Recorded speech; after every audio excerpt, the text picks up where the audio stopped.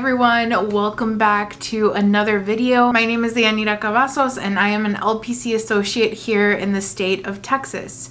So in today's video, we're going to be doing a Q&A. I prepped some of the questions that you all have asked me in the comment section and through email, also through DMs on Instagram, and I have them all here. Thank you so much for asking and for submitting these, because I think that there is nothing more powerful than the stories that we as clinicians can share between each other, or even just aspiring clinicians. I think that it is very powerful. So yeah, I'm honestly really excited to dive into all of your questions, and I've pretty much just categorized each question by section because a lot of the questions were pretty similar and could be divided that way. And for drink of choice, I just have my water bottle here because I'm trying to get some water in because I'm gonna go get some boba after this. So let's go ahead and get started with this video. Okay, so the first question and category that we're going to be talking about is my practicum experience. I've been getting some questions about my internship and practicum experience and also some tips. So taking you back to my practicum and internship experiences in grad school, I feel like it's important to note that my first ever practicum experiences were in undergrad through my program, and those experiences were so vital because if I wouldn't have had that first practicum experience back when I was in undergrad, I would not have the job that I have today. So I guess I'm gonna take it back a little bit to then. So in my undergrad experience, I reached out to a local private practice, and the commute was pretty long, to be honest, from where I lived, but I really wanted to be in private practice one day, so I reached out. This was like over 7 years ago now, and the psychologist was, barely getting her business together, and she didn't know if she could really offer me much, but she was kind enough to take me on as a practicum student anyway. So I showed up, I asked her a ton of questions, I learned a lot about her private practice, what she did, some tips and tricks that she shared with me, and it was just really cool because it was pretty much one-on-one. I was her first intern. I was the only one that was there at the time, so I really got to learn things firsthand. And then I also had an experience with a local church organization group type situation. They had AA meetings, so I split up my practicum experience and I also did that, and that was really interesting. Now fast forwarding, when I entered grad school a year after I graduated from undergrad, I'm in grad school, and finally comes the time to get my first practicum experience before internship. And this practicum experience I ended up doing with a local private practice, and this private practice was run by a psychologist. So here I wasn't actually doing any counseling. I was working on intake, assessment, and report writings under the psychologist. So I was doing that, and they did have a counseling section, but I never got to see that because it was private practice. So some private practices don't really allow student interns to go in and see things one-on-one, since a lot of things are private paid. And I did have a lot of conversations there with the owner asking if there was, a possibility of eventually doing that during my internship the following year, but that didn't really seem like it was going to be possible. And the advice that I was given there by him was to, branch out and give something else a try. And that's the one thing I will say. It's always good to just ask for advice from other clinicians and what they think. Maybe some of those tips that they give you just won't resonate, but most of the time, anytime I've asked someone for some kind of insight or advice, it's been so helpful. And it really did bring clarity to my mind because I was feeling very insecure at the time because pandemic just hit. I didn't know if I was going to be able to find a place. I was panicking because I really just wanted to graduate, and I know so many of you can probably resonate with that. So I reached out to another place that I had actually pretty much gotten rejected from some time before, and they were pretty much giving me the same runaround. And I remember just stopping myself and kind of checking myself that I was worth more than being given the runaround. I deserved to be somewhere where I could use my skills, where I could grow, where I could get something out of this and not feel like I had to beg for a position, you know what I mean? So I feel like that was the first big moment that I really realized my worth and decided I wasn't going to take any shiz. Because there's a lot of that even in the mental health field, especially if you're in a smaller town. Everybody knows everybody, so you kind of have to feel things out. So from there, I ended up talking to one of my professors and letting them know, hey, I'm having a really hard time finding a placement. I feel like there's not really great opportunities in the list that were being offered. And this professor honestly just went to town. She ended up becoming the coordinator for this specific task and just made the list way longer. There were so many more opportunities. And I remember just rushing to make a phone call to try to connect with one of the placements that was on the list just to make sure that I had something on lock early and beforehand. And I was the first one to reach out to this clinic. And I was so excited and relieved because I was basically given the thumbs up after I reached out to them. And I feel like it's just great to have your resume ready because I sent that in also, so they were able to see all of my experience and pretty much said yes to me on the spot and let me know that when I was ready to start, I could start at any time, just to let them know, and then I would come in just for the formality of the interview. But I was pretty much given a yes, which was really exciting. Now, this is when the pandemic really hit. I hadn't heard back from this agency after reaching out a couple times, so I really entered panic mode. I didn't know what to do, and I remember just telling myself, you know what? I'm gonna have one of those moments where I'm just gonna trust the process, trust myself, and I'm just gonna show up and see what happens. You know, I had scheduled an interview for that day, even though I hadn't heard back anymore. I showed up for the day that I had that interview and nobody knew I was coming. And I was brought over to HR and they talked to me for a little bit. And then they ended up bringing me over to the clinician and counselor side of the clinic. And I remember just being so scared and nervous on the inside. But I said, you know what? Who cares? I'm just going to do it. I'm going to get this done if I want it. I need to go out and get it. So I remember my supervisor during my internship at that time that was there in the clinic, he was not expecting me at all. The other counselors were just shocked. They weren't expecting anyone to come in because they were basically told that because of the pandemic, they couldn't take on any interns, which is why I wasn't getting any replies. But I mean, it would have still been nice to just get a reply that said, you know, no, or just to let me know what was going on. But I showed up and basically everyone was questioning how I ended up being here, and I told them I just took the chance. I shot my shot. I showed up just to see what would happen, and thankfully it worked out because it could have gone the other way and not worked out. Like, class was about to start in a week. It was just a whole thing. If that wouldn't have worked out, I probably would have had to push back my graduation and just called it because it seemed like a very impossible situation, to be honest. Now, this internship experience was the first time that I got to work with other counselors.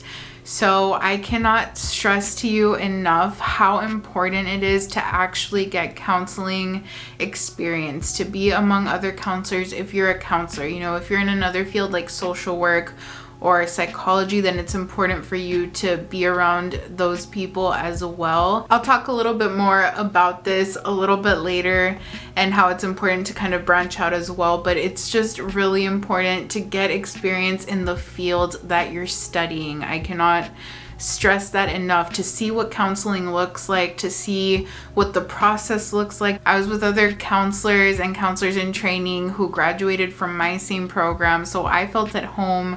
I felt like I could just talk to them about anything. It was really great. I still have their phone numbers. They're amazing, and honestly, I was able to build really good relationships there, and one of the clinicians provided me with all the study materials that I needed to study for the NCE, which was just amazing. I didn't expect it at all. So I'm honestly so grateful for her. It meant the world to me. So at this internship site, it was a clinic, so it was divided into providing medical care and also mental health care and social work. So they had a little bit of everything. So usually the doctors would pretty much send over or refer over patients that they were seeing. They felt like they had any mental health symptoms or just to rule things out.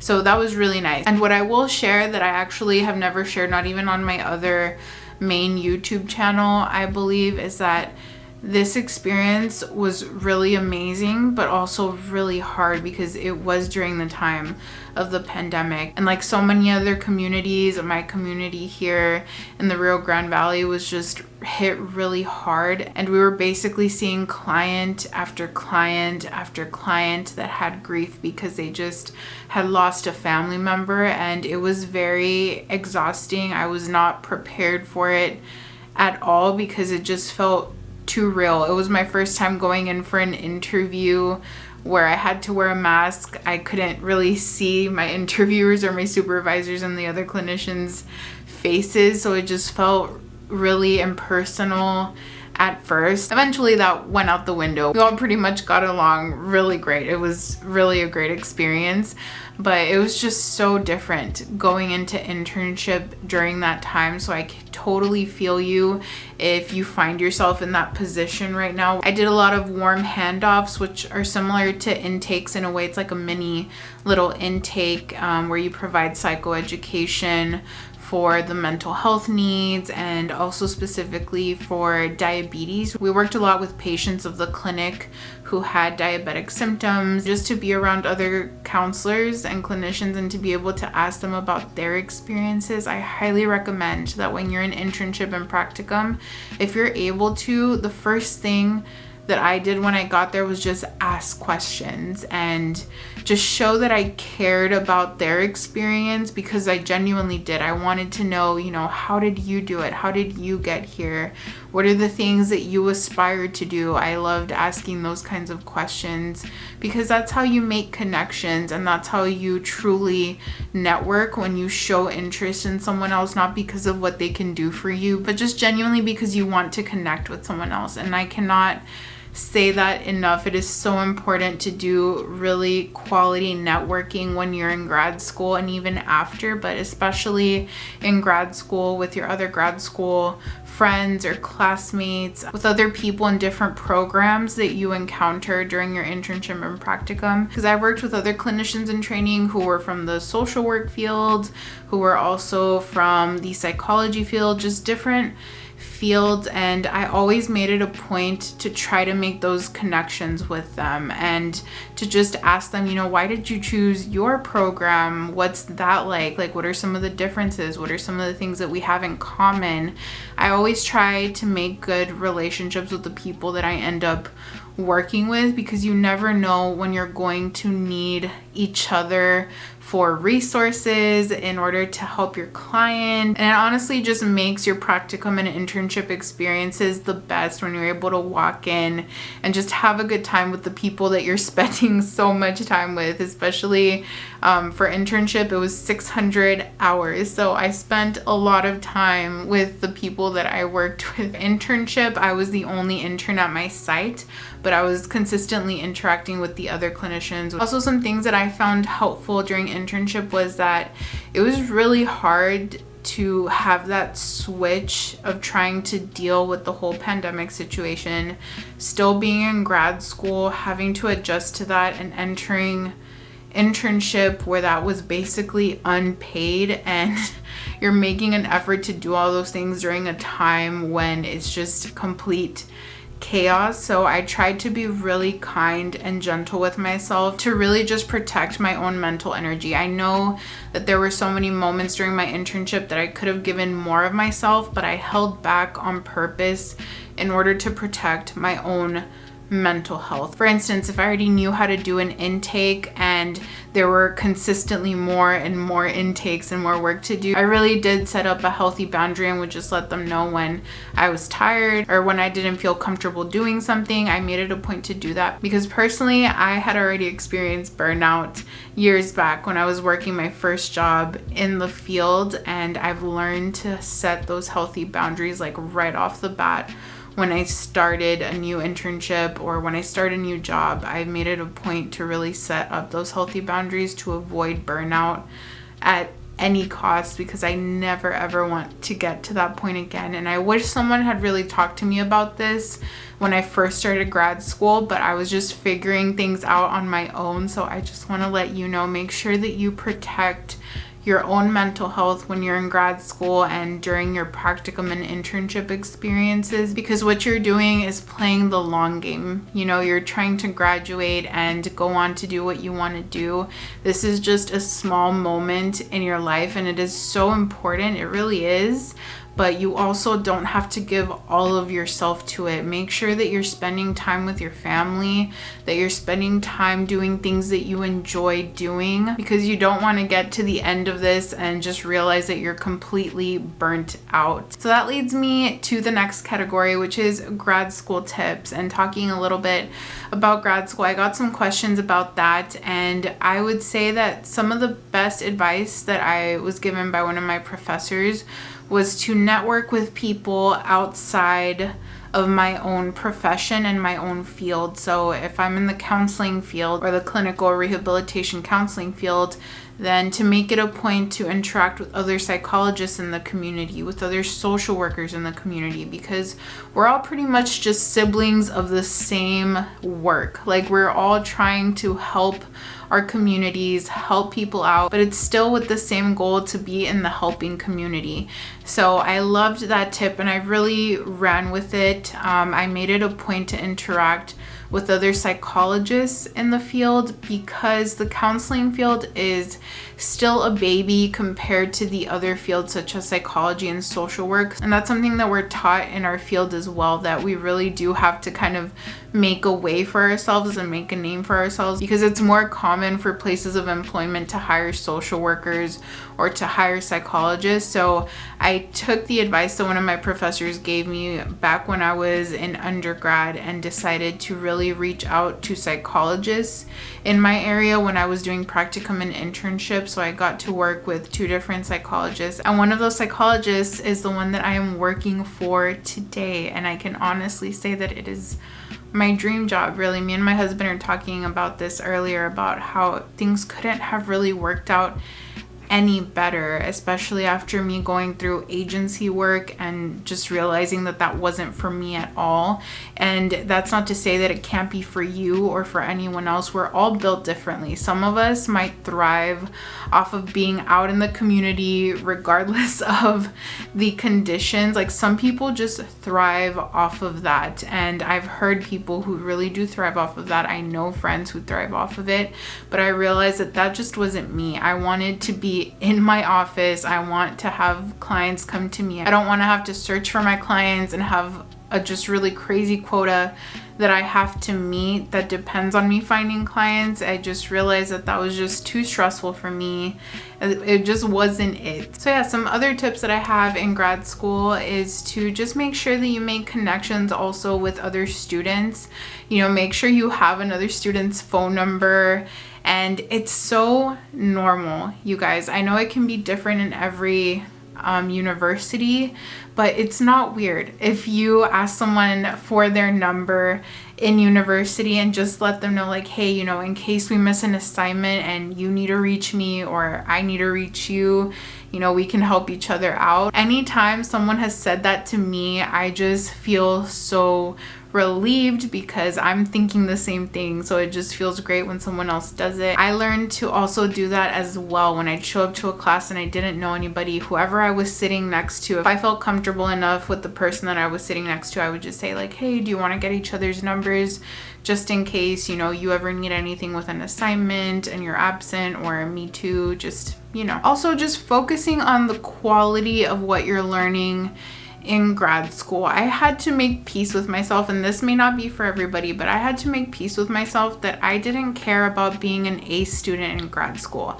I was consumed by it in undergrad, and I quickly realized that no one cared that you were an A student once you graduated and tried to look for a job. It's so much more important to make sure that you're getting quality, asking questions and getting the answers to your questions that you need. For instance, asking a professor, hey, can you actually model this for me? Can we role play what this is going to look like once I am counseling? It's so important for you to get practical advice from your professors and make sure that they're giving you things that you actually will need. And I think the professors that I connect the most with are the ones who did that, which is why I decided on the supervisor that I now have. And she's a professor of mine, and she was that way. It was someone that I could just ask, hey, can you model this for me? Or can you provide me with the resource? And she would do that. So I would highly suggest just making sure that you're getting as much as you can from your grad school experience, because it can just be so easy to go through the motions.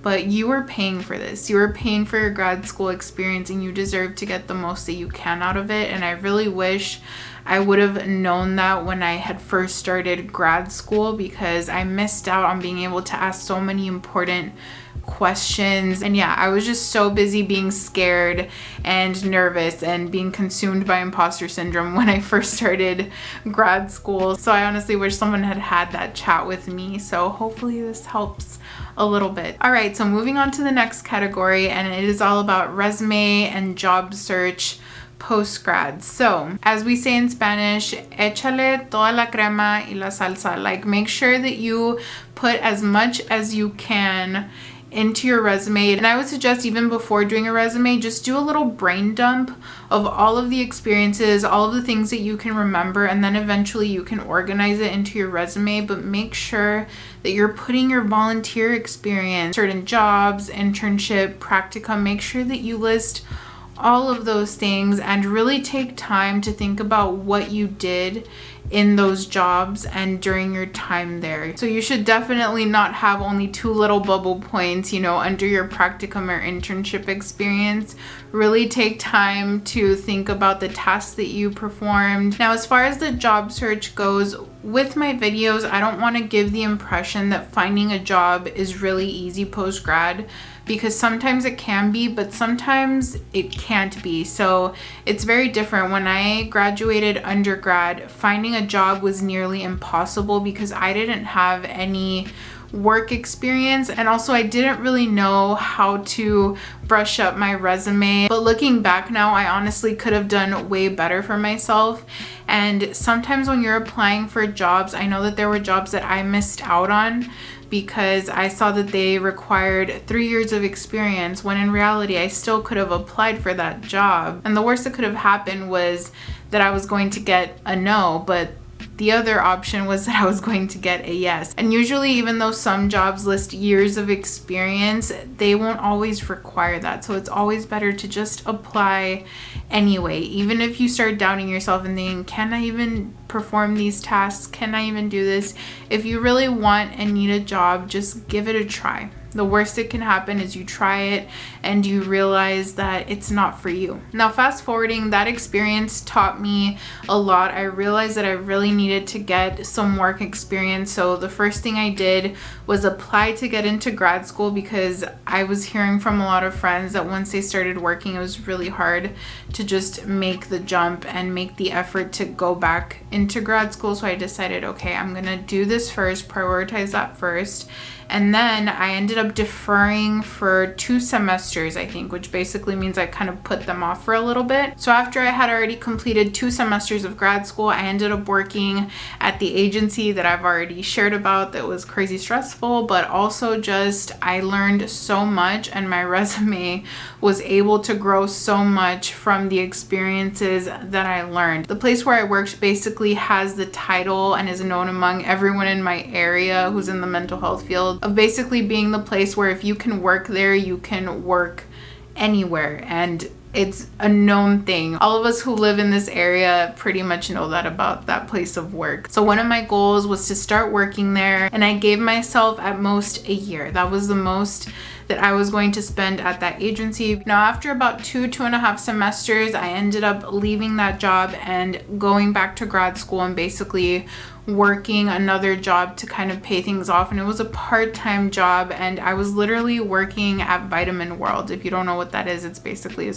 just a small shop where vitamins are sold, and I was working there to pay my way through grad school. It was a relief, and I'm sharing this because I want to let you know that the whole job search can be very complicated, and there's no shame in taking a different route than you normally expected. Things don't always turn out the way that you expect them to, but definitely take time to getting experience, whether it be through volunteering, and make sure that you list that on your resume. Don't leave that out. Okay, so the last thing that I'm going to talk about is kind of meals and prep when it comes to on-the-job work. I got a question about that, and I thought it was really good because this was something that I really struggled with back when I was working my first agency job. Things just hit the fan. Like, it was just so bad. And I highly recommend, if you work agency work where you're pretty much remote and you're working out in the community, I highly suggest getting yourself like a food hydro flask. That would have saved me so much if I would have had that back then, but I just didn't think of it back in the day, and it was just way easier to just stop at Subway or stop somewhere else and get food. But all of that just took a complete toll on me. I'll prep meals that I really enjoy and that are more healthy and nutritious for myself, because I haven't really said this on this video, but I have PCOS.